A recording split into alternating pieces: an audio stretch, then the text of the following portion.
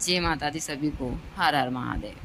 आज मैं तंत्र में कुछ विशेष जानकारी आप लोगों को दूंगी कि तंत्र में ऐसे बहुत सारे पौधे हैं जो घर पर लगाने से नुकसान होता है और बहुत सारे ऐसे पौधे हैं जो फायदा होता है। तो मैं इसे 2 पौधे के बारे में जानकारी दूंगी, तो पूरे ब्लॉग में बने रहिए।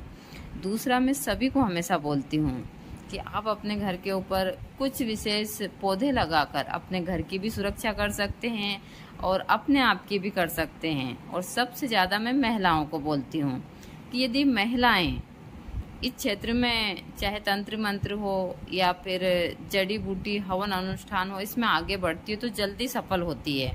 और यह बात मैं हमेशा से, क्योंकि मैं एक गृहस्थ की साधक हूँ, लेकिन तंत्र मंत्र को सब गलत मानते हैं, सोचते हैं कि तंत्र वही लोग करते हैं जो गलत कार्य करते हैं। नहीं, ऐसा नहीं है। सबसे पहले जो तंत्र के साधक थे वह माँ पार्वती और भोलेनाथ थे, और जो गृहस्थ के साधक थे। तो यह चीज़ें मैं हमेशा बताती रहती हूँ। यदि आप अपने परिवार को सुखी रखना चाहती है तो आप पूजा पाठ कीजिए। तंत्र में बहुत सारी चीज़ें हैं जो कर कर आप अपने परिवार को एक अच्छी सुरक्षा दे सकती हैं। दूसरा, ऐसे बहुत सारे पौधे हैं, वहाँ लगा कर भी आप अपने घर को एक सुरक्षा कवच, एक ऐसा सुरक्षा रिंग अपने घर के ऊपर आप लगा सकते हैं कि बाहरी एनर्जियाँ आपके घर में प्रवेश ना करें, ना आपके घर के सदस्य को किसी को नुकसान पहुंचाए। क्योंकि जो घर की महिला होती है वह घर का मेन स्तंभ होती है। पुरुष बाहर का होता है, घर में महिला को लक्ष्मी कहा जाता है। तो महिला घर के लिए एक ऐसा स्तंभ है, थोड़ा सा भी इधर उधर हिले तो पूरा घर तहस नहस हो सकता है। इसलिए हमेशा महिलाओं को इन चीज़ों पर ध्यान देना चाहिए, और मैं इसी चीज़ की जानकारी देती हूँ। मैं हमेशा बोलती हूँ कि यदि आप स्वस्थ रहेंगे तो आपका पूरा परिवार खुशहाल रहेगा। तो आपको सुबह उठकर खुद को 15 से 20 मिनट भी देने चाहिए।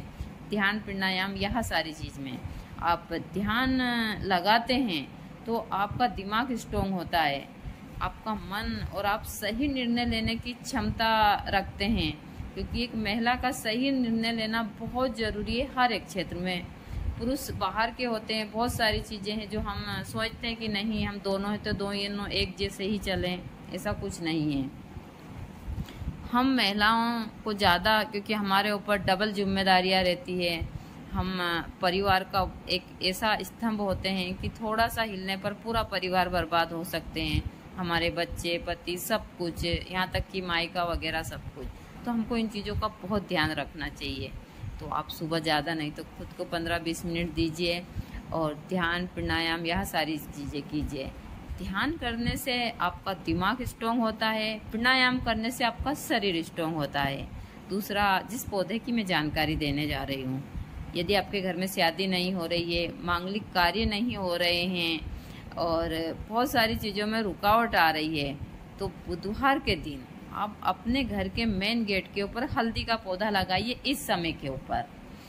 यदि आप जंगली हल्दी लगाते हैं तो सबसे अच्छा है। यह जो हल्दी है वह बहुत पवित्र है।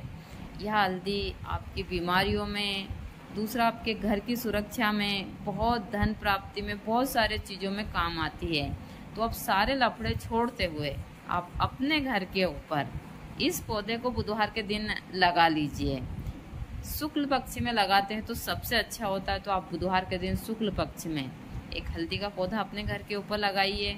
हमारे यहाँ तो कम से कम ज़्यादा नहीं तो 60 से 8 प्रकार की हल्दी है, तो मैं इसी हिसाब से बताती रहती हूँ आप लोगों को। तो आप ज़रूर अपने यहाँ बुधवार के दिन, यदि आपके यहाँ शादी नहीं हो रही है, बहुत सारे काम हो रहे हैं, तो हल्दी का पौधा लगाइए। दूसरा, ऐसे बहुत सारे पौधे, यह पौधा है कलियारी। कलियारी यानी कि कला करवाने वाली, इसको कला ही नहीं करवाने वाली बोलते हैं। यह ऐसे तो रामबाण का काम करती है हर क्षेत्र में। कहते हैं जब लक्ष्मण जी को शक्तिपात लगा था तब जो संजीवनी लाए थे उसमें से एक और यह भी संजीवनी बूटी थी, तो इसका नाम कलियारी है। दूसरे भी इसके आयुर्वेद में बहुत सारे नाम है। आयुर्वेद में भी चमत्कारी प्रभाव दिखाती है और तंत्र में भी। यहाँ तक कि इसके अंदर इतनी क्षमता है, या मैंने भी देखा है, यह 7 से 8 महीने के गर्भ को भी गिरा सकती है। सिर्फ लेप लगाना, इसको खाया नहीं जाता, इसको ऊपरी चीज़ों में ही इस्तेमाल किया जाता है। इसको और भी बहुत सारे कार्यों में लिया जाता है। इसको अग्निशिखा भी बोलते हैं। इसमें जो पुष्प लगते हैं वो